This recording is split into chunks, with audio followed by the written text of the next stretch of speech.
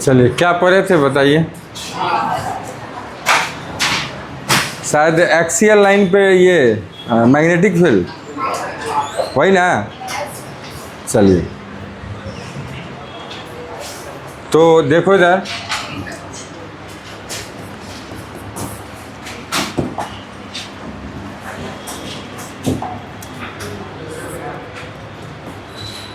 Direction of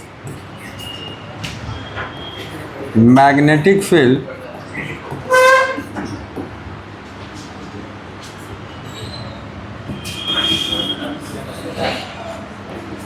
on the axial line of a bar magnet, जिसे आप दूसरा क्या बोलते हो, मैग्नेटिक डायपोल।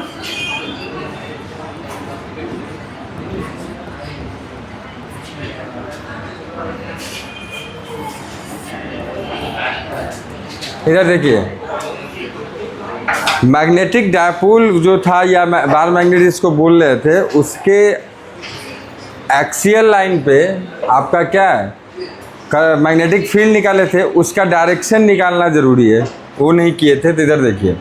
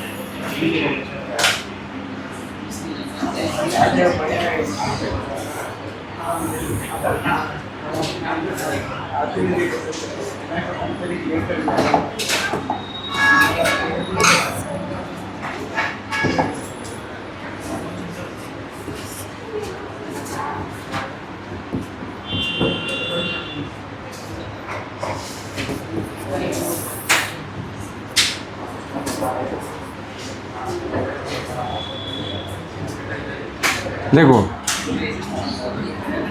इसके एक्सियल लाइन पे अगर x दूरी पे, प्लीज़ बात बंद कर दो बाबू, ठीक है। इधर देखिए, इसके एक्सियल लाइन पे x डिस्टेंस पे, अगर x डिस्टेंस कहाँ से, सेंटर से उस पॉइंट का डिस्टेंस था, हम लोगों ने मैग्नेटिक फील्ड निकाला था, याद होगा। मैग्नेटिक फील्ड हमारा क्या निकला था, तो मैग्नेटिक फील्ड निकला था हमारा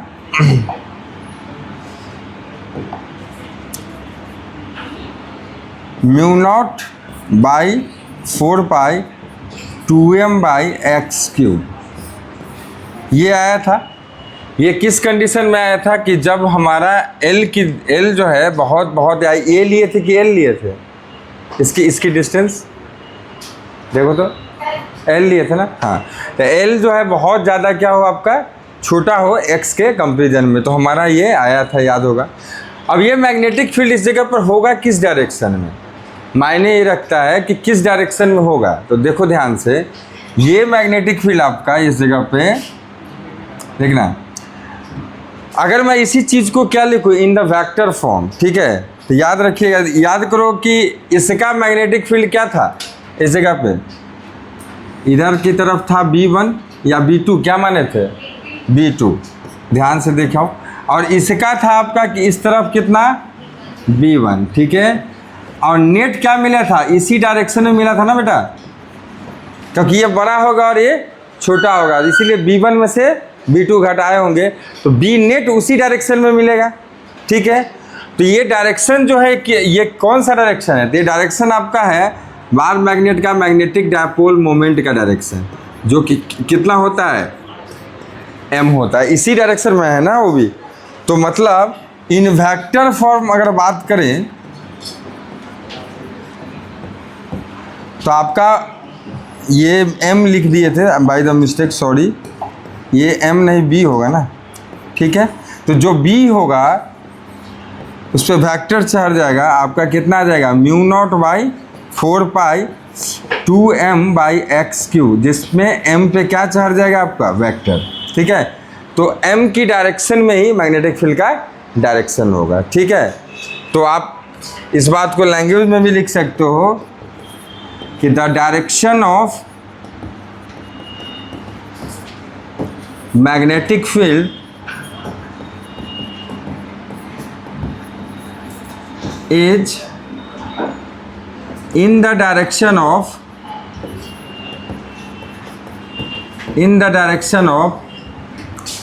magnetic dipole moment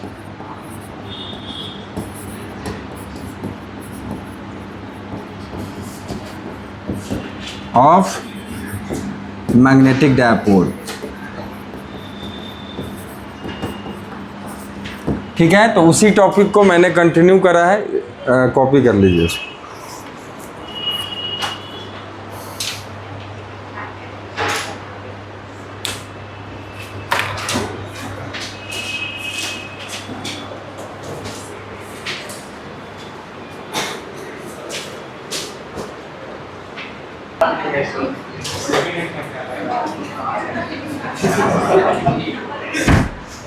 नहीं उषा का है, ठीक है, हाँ।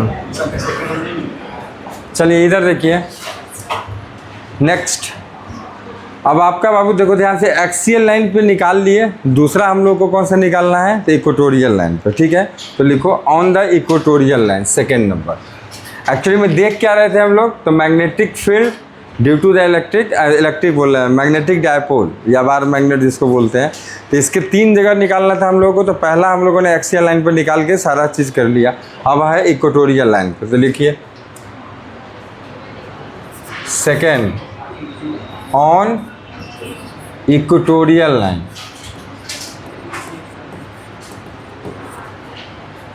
तो देखो ध्यान से ये टॉपिक को,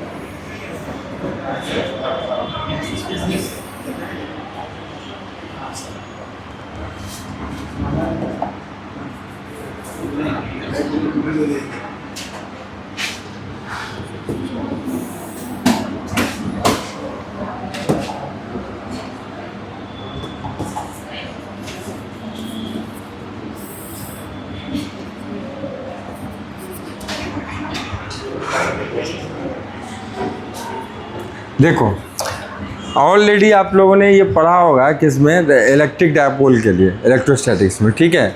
यहाँ पर देखो, अगर ये जो परपेंडिकुलर बाइसेक्टर होता है ना, जैसे ये है आपका बार मैग्नेट, उसका जो आपका एक्सिस होता है उस पर जो परपेंडिकुलर बाइसेक्टर होता है ना, वो उसको हम कहते हैं इक्वेटोरियल लाइन, ठीक है। इस इक्वेटोरियल लाइन पे जैसे ये दोनों को बढ़ा दो तो एक्सियल लाइन है, और परपेंडिकुलर बाइसेक्टर को हम बोलते हैं इक्वेटोरियल लाइन, ठीक है। तो इक्वेटोरियल लाइन पे किसी पॉइंट पे मान लो we have to find out the net magnetic field, ठीक है। मान लो पॉइंट का नाम है P, चलो यहाँ हमको फाइंड आउट करना है। अब यहाँ ये साउथ की वजह से तुम्हें पता है कि साउथ की वजह से जो मैग्नेटिक फील्ड होगी ऑलरेडी पिछले में हम बात कर चुके हैं, किधर होगा, इसी में देखो south behaves like a negative charge, उसी की तरह करता भी है, तो ये किधर होगा, कैसा होगा, हाँ साउथ की तरफ, मतलब कि अट्रैक्टिव। तो अट्रैक्टिव होता है, इसका मैग्नेटिक फील्ड इस तरफ हो जाएगा, इसका नाम दे दो, मान लेते हैं इसका नाम देते हैं V2, ठीक है। और इसका कैसा होगा, नॉर्थ का रिपल्सिव, तो कुछ इस तरह का होगा, देखो है ना, इस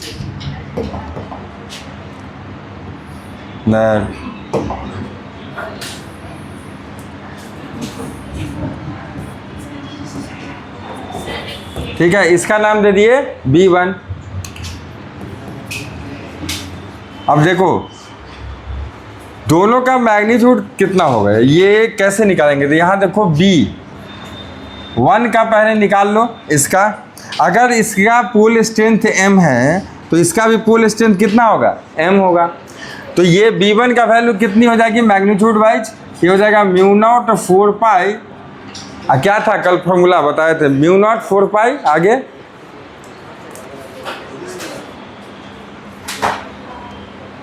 M बाई आर स्क्वायर ना, हाँ तो M बाई आर कितना है बताओ इस जगह पे, ये है x डिस्टेंस सेंटर से और ये है 2L, तो ये कितना हो जाएगा L, ये लेंथ भी कितना हो जाएगा L। तो बताइए राइट एंगल ट्रायंगल में आपका ये डिस्टेंस कितना हो जाएगा, √x square plus L square हो जाएगा। अब बेटा ये भी डिस्टेंस आपका कितना होगा, √x square plus L square, वैसे ही। तो अब देखो उसका तुम स्क्वायर करोगे तो रूट हट जाएगा, तो सीधा लिख लो कितना हो जाएगा, x square plus L square हो जाएगा डायरेक्ट। अच्छा B2 की वैल्यू ऐसे ही कितना हो जाएगा मैग्नीट्यूड वाइज, तो म्यू नॉट 4 पाई M upon x square plus L square, ये दोनों मैग्नीट्यूड वाइज क्या है, सेम है, डायरेक्शन अलग अलग है, इसका डायरेक्शन इस तरफ है, इसका डायरेक्शन इस तरफ है, ठीक है। अब देखो ध्यान से, इस जगह पे वहाँ भी हम लोगों ने क्या किया था, साउथ पोल की वजह से जो आया था और नॉर्थ पोल की वजह से जो आया था, दोनों का नेट लिए थे, तो नॉर्थ पोल का रिपल्सिव था, साउथ का अट्रैक्टिव था, तो दोनों का नेट किधर मिला था, इस तरफ, ठीक है। यहाँ पर देखो डिस्टेंस तो दोनों का सेम है, तो नेट किधर, एक जा रहा है इधर, एक जा रहा है इधर, तो कैसे नेट निकालेंगे, तो इसका रिजल्टेंट, दोनों वेक्टर का रिजल्टेंट निकालने आता ना दो वेक्टर का, तो कैसे निकालते हैं, या तो रिजोल्यूशन ऑफ वेक्टर से कर लो या एडिशन ऑफ वेक्टर से कर लो। एडिशन ऑफ वेक्टर से करोगे तो पैरेललोग्राम लॉ ऑफ एडिशन लगाना पड़ेगा, अगर हम रिजोल्यूशन ऑफ वेक्टर से करते हैं दोनों का कंपोनेंट निकाल के कर लेते हैं, चलो रिजोल्यूशन ऑफ वेक्टर से ही कर देते हैं। इधर देखो जैसे इसका एक कंपोनेंट होगा इस तरफ, वो कितना हो जाएगा, तो देखो ये एंगल अगर थीटा है बेटा, तो ये एंगल भी कितना होगा बाय द सिमेट्री, थीटा ही होगा, समझ में आ रहा है ना, हाँ क्योंकि परपेंडिकुलर बाइसेक्टर पे है पॉइंट, तो दोनों जगह एंगल क्या बनाएगा, सेम। तो ये इसका कंपोनेंट इस तरफ कितना हो जाएगा, मान लो ये थीटा है, तो देखो ये एंगल कितना हो जाएगा, बोलो ये एंगल कॉरेस्पॉन्डिंग एंगल से थीटा, अरे पता है ना, जैसे दो लाइन को, जैसे ये लाइन है ना, ये लाइन को पूरा खींच दो, एक लाइन ये है, दो लाइन को और एक लाइन कट करती थी, दोनों एंगल क्या होता है, इक्वल। और देखो इंटीरियर अल्टरनेट एंगल से ये क्या हो जाएगा, ये थीटा है तो ये भी कितना हो जाएगा, थीटा हो जाएगा। तो अब देखो B1 का ये थीटा जिसके साथ होता है वो कौन सा कंपोनेंट होता है, B1 cos थीटा, याद है। और ये वाला कंपोनेंट क्या हो जाएगा, ये वाला, बोलो जल्दी, B1 साइन थीटा। अच्छा, और ये B2 का इधर कौन सा कंपोनेंट हो जाएगा, फिर से B2 cos थीटा, और इधर कौन सा कंपोनेंट हो जाएगा, B2 साइन थीटा। ध्यान से देखो, अब दोनों मैग्नीट्यूड वाइज दोनों क्या है, सेम, तो B2 साइन थीटा और B1 sine theta equal and opposite vectors है ना। क्या बोलोगे कि B1 साइन थीटा है यार, B1 sine theta and B2 sine theta are equal and opposite vectors. ठीक है बाबू। तो ये दोनों वेक्टर अगर आपका इक्वल एंड अपोजिट है, जब भी इक्वल एंड अपोजिट होता है तब वेक्टर एक दूसरे को क्या करता है, कैंसल। तो इसका नेट कुछ नहीं मिलेगा, लेकिन इस जगह पर इस डायरेक्शन में दोनों क्या है, इक्वल है, लेकिन दोनों सेम डायरेक्शन में है, तो दोनों का नेट मिलेगा। ठीक है, तो बी नेट जो होगा, B net at point P is कितना आ जाएगा, तो बी नेट इक्वल टू आ जाएगा आपका इधर है, देखो कौन कितना, b1 cos theta, b1 cos theta plus b2 cos theta, दोनों ऐड ऑन हो जाएगा। तो दोनों ऐड ऑन हो जाएगा तो बताओ दोनों का मैग्नीट्यूड सेम है, तो एक नाम दे दो, है ना। तो कितना हो जाएगा, बी नेट जो अपना आएगा, एक काम करो ना, नेट ढूंढने की क्या ज़रूरत है, इसको एक ही बी सीधा नाम दे दो, है ना। देखो बी दे दो, ठीक है, B net at point P is, तब वहाँ से बी इसका नाम दे दिए। ठीक है, तो बी इक्वल टू क्या हो जाएगा, एक नाम दे दो इसमें से, तो इसको भी b1 लिख सकते हो क्योंकि मैग्नीट्यूड सेम है।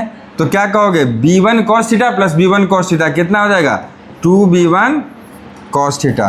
किसी एक का वैल्यू डाल दो, है ना, तो बात तो एक ही है। तो यहाँ से क्या आ जाएगा, μ0/4 पाई और 2b1 cos थीटा, देखो 2 को यहाँ लिख देते हैं, तो 2 μ0/4 पाई, और देखो m by x square plus L square, और cos थीटा की वैल्यू, तो cos थीटा की वैल्यू जो भी होगी आगे लिख लेंगे। ठीक है, तो देखते चलो, कोई भी एक ट्रायंगल से बताओ cos थीटा कितना हो जाएगा, इस ट्रायंगल से मिल रहा है थीटा, cos थीटा की वैल्यू, ये वाला लो, ये वाला लो, जिससे चाहो उससे ले लो। जैसे ये थीटा है, cos थीटा की वैल्यू इस ट्रायंगल में कितनी हो जाएगी, थीटा ये है, तो बताओ परपेंडिकुलर ये हो गया, हाइपोटेनस ये हो गया, बेस ये हो गया, तो cos थीटा क्या होता है, बेस अपॉन हाइपोटेनस। तो उसकी वैल्यू को अब यहाँ डाल देंगे, देखो तो b इक्वल टू यहाँ से आ जाएगा हमारा 2μ0/4 पाई m by x square plus L square, और cos थीटा की वैल्यू क्या हो जाएगी, तो अभी अभी तुमने सीखा है, कितना हो जाएगा बताया ना, तो ये हो जाएगा तुम्हारा l अपॉन में root over X square plus L square, तो रूट का मतलब पावर कितना होता है, हाफ होता है। तो यहाँ से आपका फाइनल b इक्वल टू μ0/4 पाई, और देखो 2ml, तो m इंटू 2l एक साथ लिख सकते हो, है ना, और नीचे में क्या आ जाएगा, x square plus L square का पावर 3/2 लिख सकते हैं। इसका पावर कुछ नहीं है तो पावर कितना है, 1, और इसका पावर हाफ, तो दोनों का बेस सेम है तो पावर क्या हो जाएगा, जुड़ जाएगा। तो ये इस चीज़ को क्या लिख सकते हो, मैग्नेटिक डायपोल मोमेंट, क्या लिख सकते हैं, मैग्नेटिक डायपोल मोमेंट, है ना। तो b इक्वल टू μ0/4 पाई, इसको लिखो m अपॉन में x square plus L square का पावर 3/2, ये हमारा आ गया फाइनल एक्सप्रेशन। ठीक है, अगर इसी में अगर ध्यान से देखो, लेंथ बहुत छोटा होगा, किस चीज़ का, इस मैग्नेटिक डायपोल का, ये L बहुत छोटा होगा इन कंपेरिजन टू x बहुत ऊपर डाला जाए और ये बहुत छोटा रहे लेंथ। ठीक है, तो आप क्या कर सकते हो, L को नेग्लेक्ट जैसे वहाँ किए थे इन कंपेरिजन टू किसके, x। ठीक है, तो देखो मैं यहाँ उसको भी लिख ही देता हूँ, ध्यान से देखो, if L is lesser than the x, then L tends to 0। तो इसमें वैल्यू पुट करो, तो b equal to μ0/4 pi m by, ये 0 रखोगे तो एक्स स्क्वायर का पावर 3/2, 2 कर जाएगा, x क्या आ जाएगा, क्यों आ जाएगा। तो यहाँ से ये वैल्यू हमको मिल जाएगी, समझ आया। वहाँ क्या आया था, अभी भी आते लिखे थे, क्या आया था, देखो क्या था, μ0/4 पाई 2m/x क्यू। यहाँ क्या आया, जरा ये भी देख लो, म्यू नॉट बाई 4πm/x3। याद रखना भी आसान है, कोई बड़ा बात नहीं है, समझ आ रहा है? ठीक है, तो अब ये है मैग्नीट्यूड फॉर्म। वेक्टर फॉर्म भी देख ही लो, डायरेक्शन या डायरेक्शन मतलब लिख लो तो फिर कर देते हैं। ठीक है, तो पहले आप नोट डाउन कर लीजिए।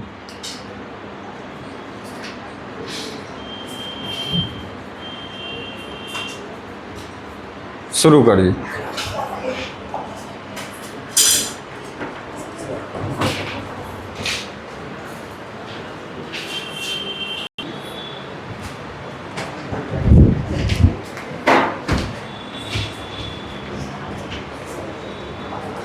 लिखिए, नेक्स्ट लिखिए तो direction of magnetic field, direction of magnetic field, direction of magnetic field,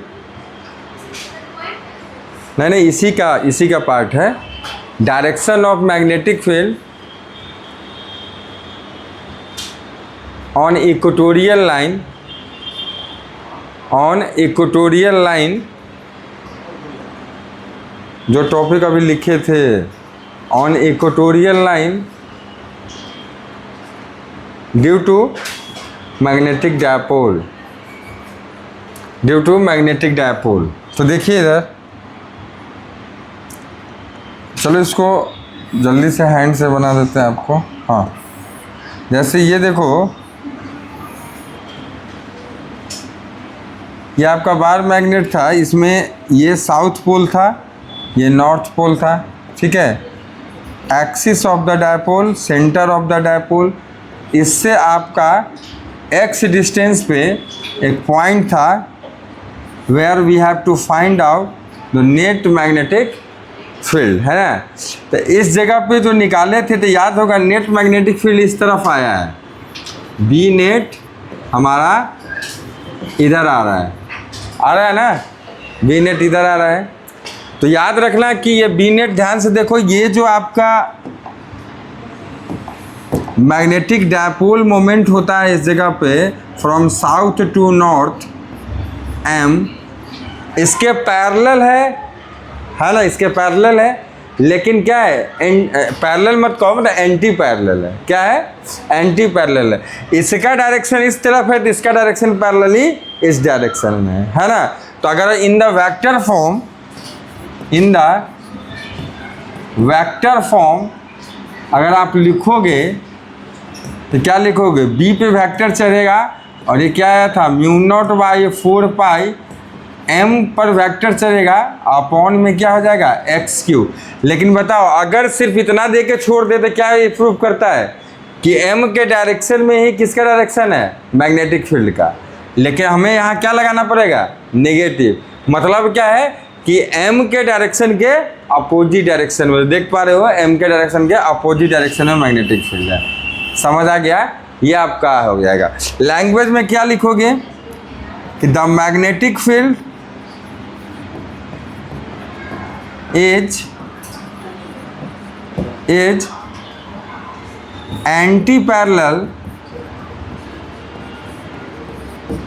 to direction of magnetic dipole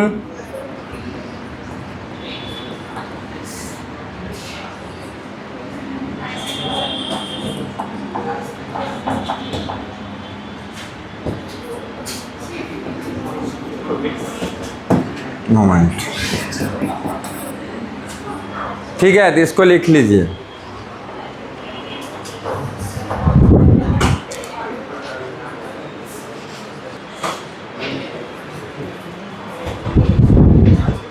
इधर देखिए बाबू, इधर ध्यान दो, दो चीज़ पढ़े हैं। एक पढ़े हैं हम लोग एक्सियल लाइन पे, दूसरा पढ़े हैं इक्वेटोरियल लाइन पे, तीसरा है रैंडम पोजीशन कहीं भी। ठीक है, तो लिखो at the random position anywhere, लिखो एट द रैंडम पोजीशन, बस यही इस टॉपिक का नाम ही होता है। तीसरा एट द रैंडम पोजीशन, देखो हम ऊपर लिख रहे हैं। ठीक है, तो इधर देखिए बाबू, कोई भी रैंडम पोजीशन में फिर आपको कितना हो जाएगा, ध्यान दो। तो ध्यान से समझना बाबू, इधर देखिए।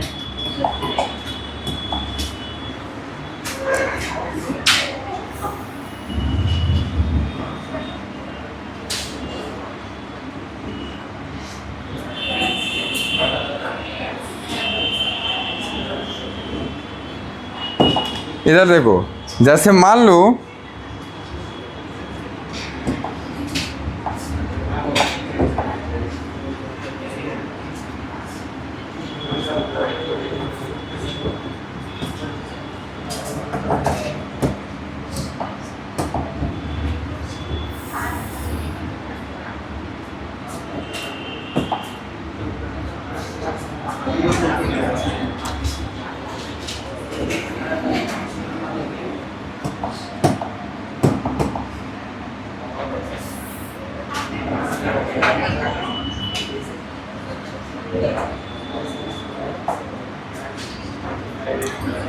मान लीजिए एक रैंडम पोजीशन P है जो कि इसके एक्सिस बोले तो ये जो आपका इस जगह पे क्या रहता है, मैग्नेटिक डायपोल मोमेंट है ना।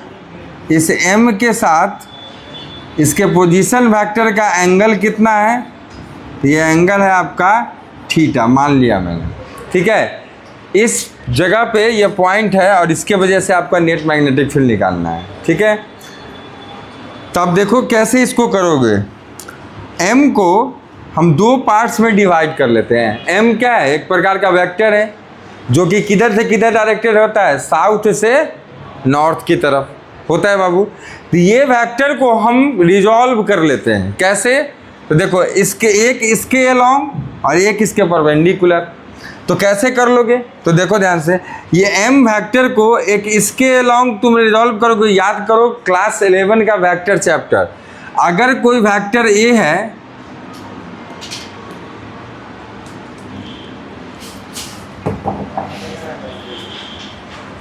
इधर देखना, अगर कोई वेक्टर A है, ठीक है, और इसका मैग्नीट्यूड अगर स्मॉल a है, सपोज दैट, मान लीजिए, तो अगर इसके इंड से कोई लाइन ऐसे गुजर रही है जो एंगल थीटा बना रहा है, तो कोई तुमसे कहेगा कि इसका कंपोनेंट इस लाइन के अलोंग निकाल के दिखाओ। क्लास 11 में पढ़ा होगा वेक्टर, तो इसका कंपोनेंट इसके अलोंग क्या हो जाता था, ये वाला, ये कंपोनेंट कितना हो जाता है, a cos थीटा, और ये वाला कंपोनेंट कितना हो जाएगा, ये साइन थीटा। याद है।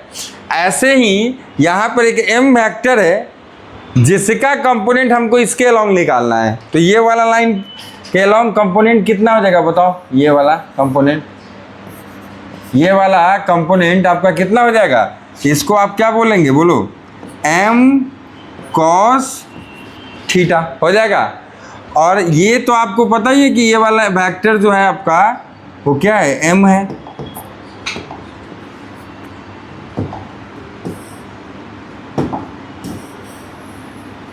थोड़ा सा हम इसको और अच्छे से बना देते हैं, ठीक है। देखो ये वाला वेक्टर आपका M है ना, ये M है, और इसके अलोंग, इस लाइन के अलोंग जो इसका कंपोनेंट है वो आपका ये वाला, ये M cos थीटा है ना।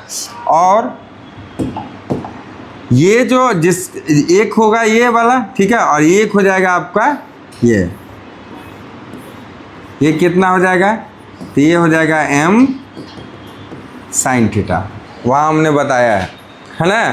तो ये M cos थीटा और ये M sin थीटा। ध्यान से देखो बेटा, तो तुम्हें दिख जाएगा कि क्या चीज़, ध्यान से देखना कि ये वाला तुम डायपोल मोमेंट को दो भागों में बांट लिया। एक बांट लिया आपने, एक रिजॉल्व कर लिया इसके अलोंग, एक रिजॉल्व कर लिया इसके परपेंडिकुलर। ध्यान से समझना जो बताना चाह रहे हैं। देखो दो टॉपिक जो अभी पढ़े हो, कहाँ ध्यान है, क्या बोले हैं अभी, तुम्हारे बगल वाला, हाँ हाँ तुम्ही से। जैसे देखिए एम कॉस थीटा और एक क्या है एम साइन थीटा। ध्यान से समझो बाबू कि एम कॉस थीटा के लिए ये वाला पॉइंट क्या है एक्सियल, नहीं समझे। जैसे पिछला वाला देखो ये जो होता था, ये जो इसी पे ना आगे एक्सियल निकाले थे फर्स्ट टॉपिक, और दूसरा क्या करे थे कि इस पे हमारा ये वाला लाइन पे करे थे, याद है ये था इक्वेटोरियल। तो देखो जिस पे एम था वेक्टर एम था उसी के अलाउंग तो कौन सा टॉपिक बन गया एक्सियल, और एम वेक्टर तो इस पे था इसके परपेंडिकुलर में क्या बन गया था इक्वेटोरियल। समझ आया। तो अब देखो यहाँ ये वाला एम कॉस थीटा एक ऐसा डायपोल का डायपोल मोमेंट को हमने दो भागों में बांट लिया। तो इस डायपोल मोमेंट वाला डायपोल के लिए ये क्या बन गया एक्सियल, और ये वाला डायपोल मोमेंट के लिए ये क्या बन गया इक्वेटोरियल। नहीं समझे। इसका ये परपेंडिकुलर है ना इस लाइन पे, ये क्या है देखो ये लाइन इस पे क्या होता था इस पे परपेंडिकुलर। तो इसके लिए क्या बन गया ये इक्वेटोरियल और इसके लिए क्या बन गया एक्सियल। समझ रहे हैं। अब दोनों के लिए वैल्यू निकालेंगे या नेट निकाल लेंगे। तो याद करो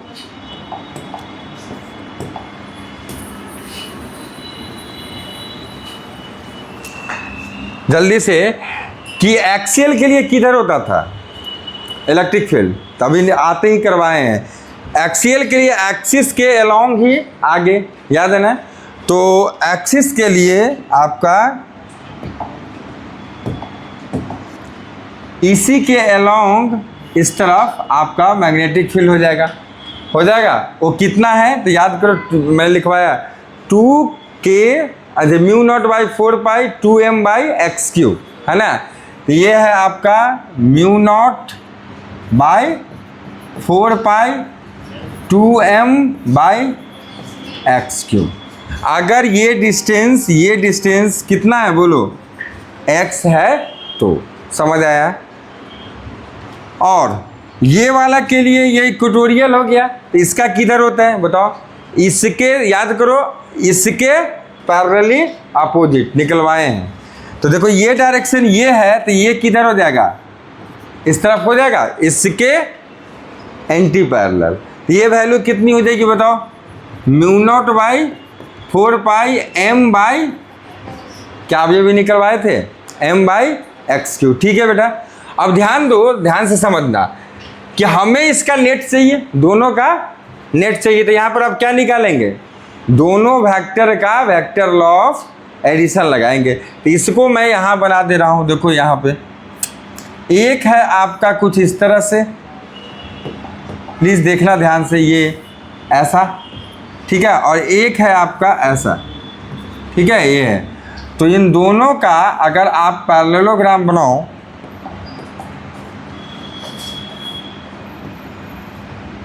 पैरेललोग्राम कैसे बनाते हैं, इसके हेड पे इस वेक्टर के पैरेलल और इसके हेड पे इस वेक्टर के पैरेलल, और ये मिला दीजिएगा तो आपको मिल जाएगा इसका बोलो क्या रिजल्टेंट क्लास 11 वेक्टर।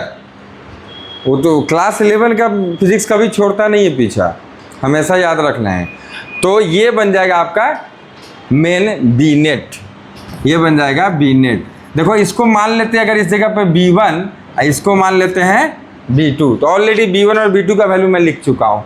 ये B1 का वैल्यू है और ये किसका है B2 का वैल्यू है। ठीक है। इन दोनों का हमको निकालना है रिजल्टेंट। ठीक है। तो आप कैसे निकालोगे रिजल्टेंट, याद करो वी नेट हम रिजल्टेंट दो वेक्टर कैसे निकालते थे √A² plus B² plus 2AB cos theta, याद है रिजल्टेंट। तो यहाँ पर A² क्या करोगे B1 का स्क्वायर प्लस B2 का square plus 2B1 B2 cos theta. अब एक चीज़ बताओ, इन दोनों को थीटा दोनों के बीच का एंगल कितना होगा, इन दोनों वेक्टर के बीच का एंगल कितना होगा 90 होगा, क्योंकि ये इस लाइन के अलोंग है और ये इसके परपेंडिकुलर है। तो ये परपेंडिकुलर में ही तो इस तरफ है, इन दोनों के बीच का एंगल कितना है 90 डिग्री है। तो 90 डिग्री है तो यहाँ भी तो वही चीज़ है, वही चीज़ को यहाँ शो कर रहे हैं। तो cos थीटा को डायरेक्ट लिखो ना 90,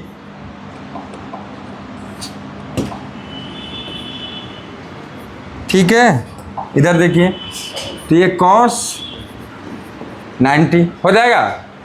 अब यहाँ से देखो बी नेट जो आपका आ जाएगा, ये कितना आएगा, तो b1 का स्क्वायर, देखो इसमें से b1 का वैल्यू ये है, तो ये क्या तुम लिखोगे, म्यू नॉट का स्क्वायर अपॉन 16 पाई स्क्वायर, तो क्या हो जाएगा, देखो म्यू नॉट का स्क्वायर अपॉन में 16 पाई स्क्वायर, और साथ में क्या होगा 4m का स्क्वायर बाई एक्स 6, अरे होगा, तो 4m का स्क्वायर अपॉन में बोलो x 6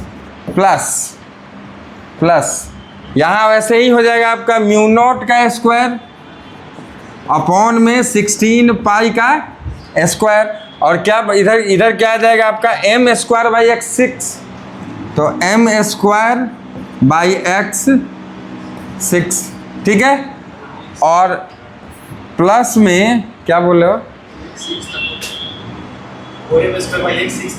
हाँ यहाँ क्यूब छूट गया, अच्छा क्यूब हो गया क्या, सॉरी, हाँ बिल्कुल वही होगा। अब देखो वो आगे उसे आगे पता चल जाता है, ठीक है। अब आगे देखो 2b1 b2 cos 90 का वैल्यू, हाँ cos 90 का वैल्यू 0, तो इतना सोचना क्या है, इतना सकबका के बोल रही है, हो गया। तो बस आपको ये सॉल्व करना है बाबू, ठीक है, इधर पहले सॉल्व ही कर लेते फिर आप नोट डाउन कर लेना, देखो ध्यान से।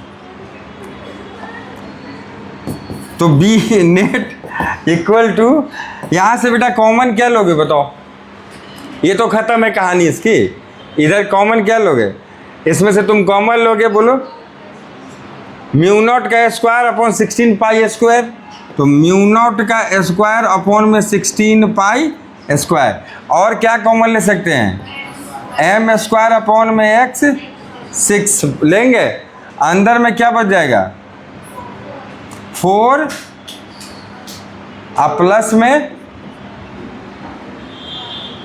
बोलो 1,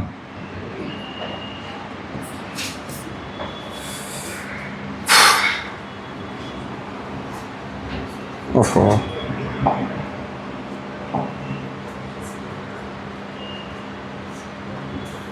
हाँ, एक चीज जो गड़बड़ होना ना, इधर देखो गड़बड़ क्या हो रहा है, इधर ध्यान देना, इसका जो इधर ध्यान दीजिए, ये जो है ये वाला का जो लिखे हो, इसका डायपोल मोमेंट जब हम लोग याद करो मेन जो पढ़े थे, तो m होता था तो आगे तब निकालते थे तो क्या लिखते थे 2m बाई एक्स क्यू होता था, mu not by 4 pi into 2m by X Q. इसके लिए वो डायपोल मोमेंट m है कि m cos थीटा है, m cos थीटा, और इसके लिए क्या है m sin थीटा।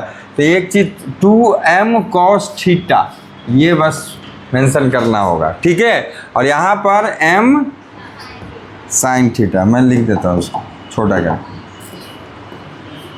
देखो ठीक है। तो यहाँ पे आपका इस जगह पे तुम्हारा क्या हो जाएगा, देखो सुनना, सारे चीज का स्क्वायर कियो और साथ में किसका स्क्वायर करोगे, बोलो m क्या था cos थीटा, तो cos स्क्वायर थीटा होगा, हाँ तो वो छूट रहा है, यहाँ लिख देते हैं।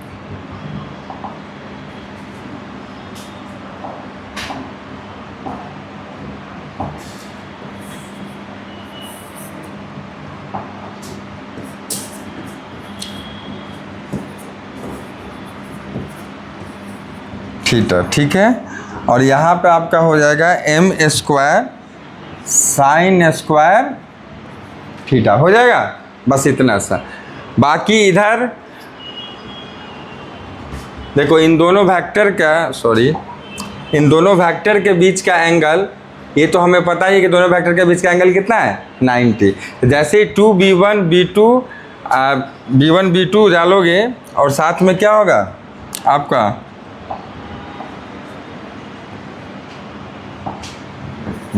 2b1 b2 cos 90, ये cos 90 की वजह से सारा टर्म क्या हो जाएगा 0, तो उसका कोई मतलब है नहीं। अब इसको सॉल्व कर दो तो इसमें से क्या क्या बच गया सो बताइए। ये तो आपने कॉमन ले लिया, तो बचा कितना? तो एक सेकेंड इसको सही कर देते हैं।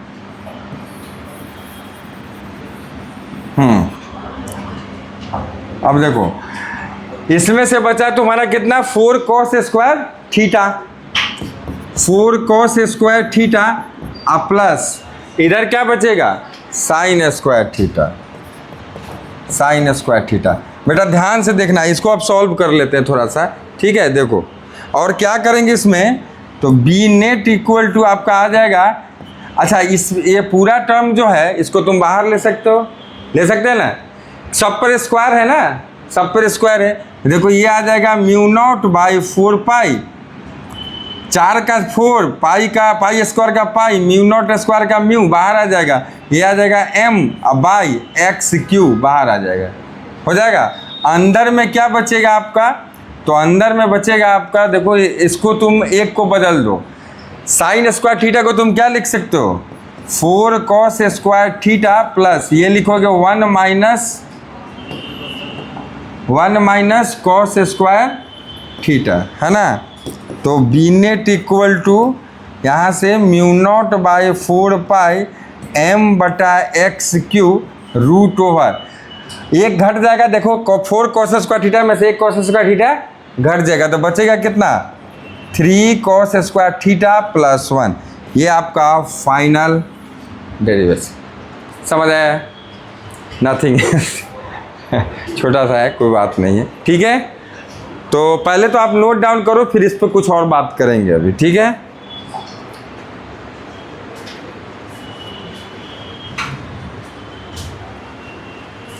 लिखिए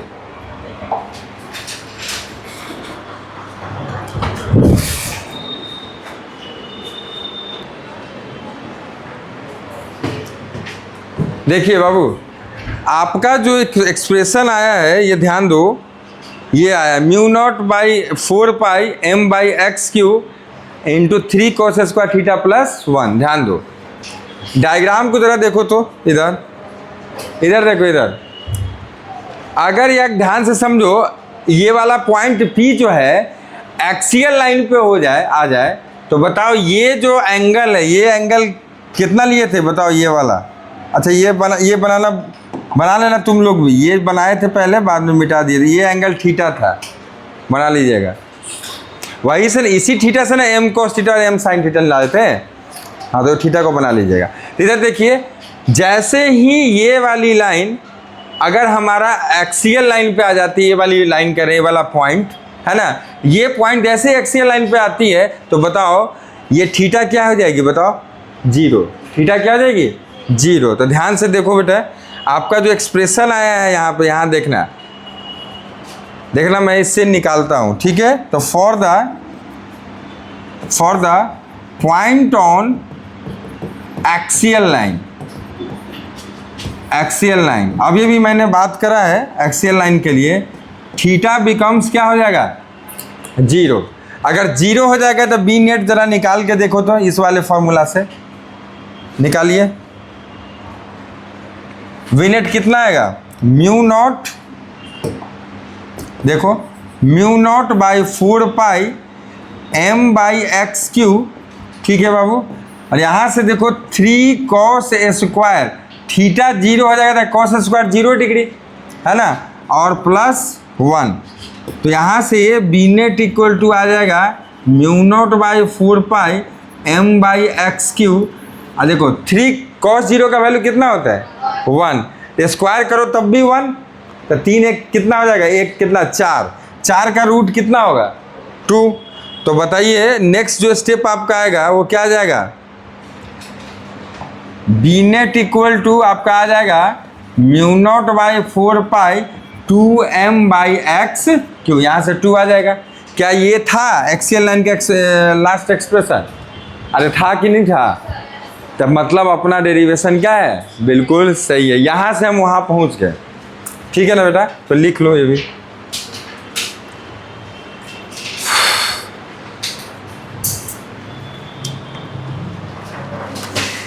एक्चुअली होता क्या है बेटा, ध्यान से एक चीज़ और सुन लो कि आपका इलेक्ट्रोस्टैटिक्स वाला जब हम लोग करते हैं रैंडम पोजीशन के लिए, यही तो उस जगह पे हमारा क्या होता है, के याद है ना, के Q1 Q2 upon R square. तो के 1/4 पे एप्सिलॉन को के लिख देते हैं, तो के इजीली हम लोग सॉल्व कर देते हैं। लेकिन यहाँ पर हमारे पास वो मजबूरी थी, देखो क्या कि के नहीं ले सकते थे, तो सारा डाटा को लेके चलना ढोना पड़ा है, समझ में आया ना। तो बस इसलिए थोड़ा सा इसमें थोड़ा सा मेहनत लगता है।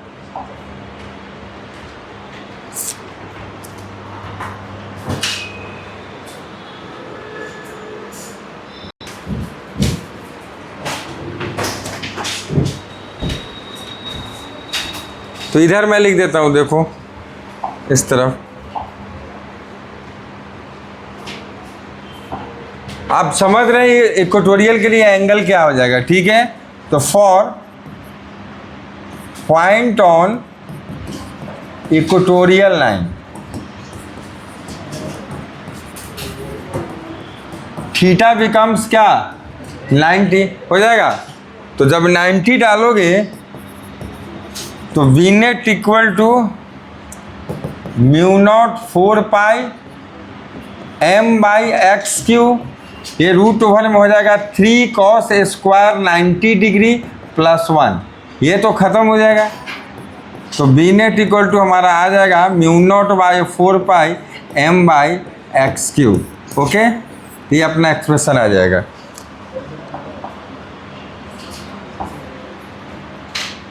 तो आप समझ सकते हैं कि cos 90 का वैल्यू 1 होता है, सॉरी 0 होता है।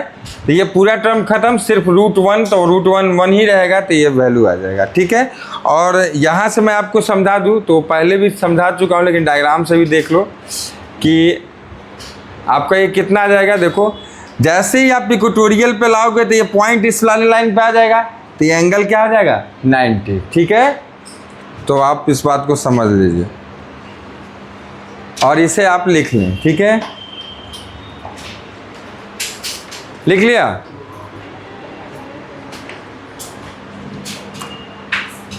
तो यहाँ पे अपना ये टॉपिक होता है कंप्लीट। कौन सा? पूरा magnetic field due to the magnetic dipole, बोले तो बार मैग्नेट, तीनों जगह का हम लोगों ने सॉल्व कर दिया, ठीक है। अब आता है कि थोड़ा सा एक न्यूमेरिकल देख लेते हैं। न्यूमेरिकल लिखिए तो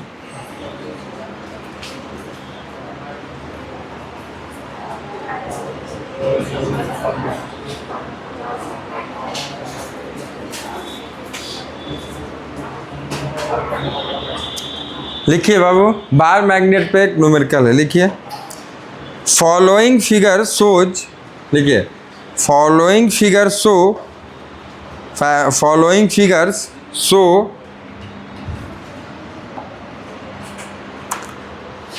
the arrangement of bar magnets in different configurations, ठीक है, फुल स्टॉप। आगे, each magnet has magnetic dipole moment,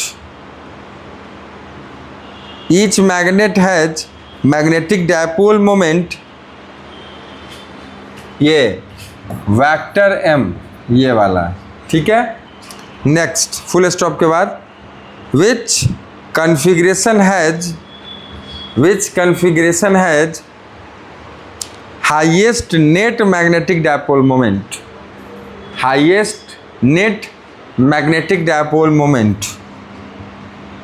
ठीक है। तो अब थोड़ा सा डायग्राम और ऑप्शन देख लो, उसके अकॉर्डिंग बताना आप।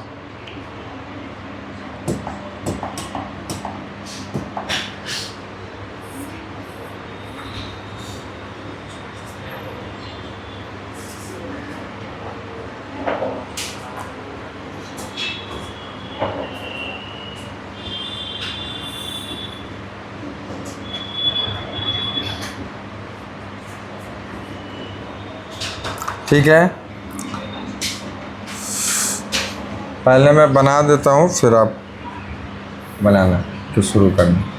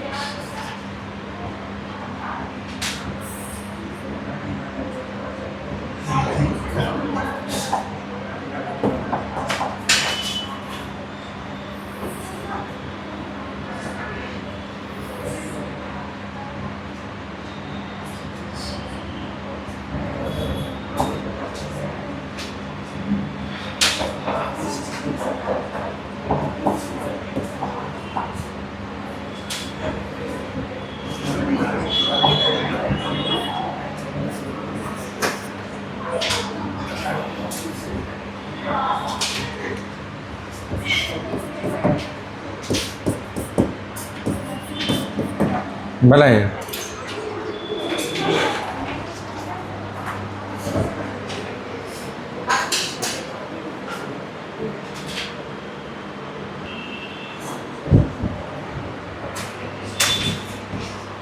और इसमें साउथ और नॉर्थ आपको दर्शा देते हैं। साउथ है, इधर नॉर्थ है, इधर साउथ, इधर नॉर्थ।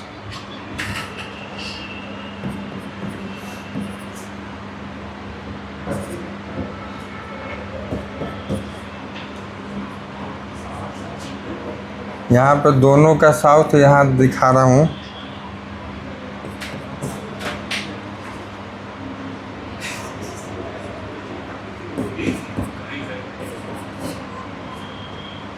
ठीक है, यही है।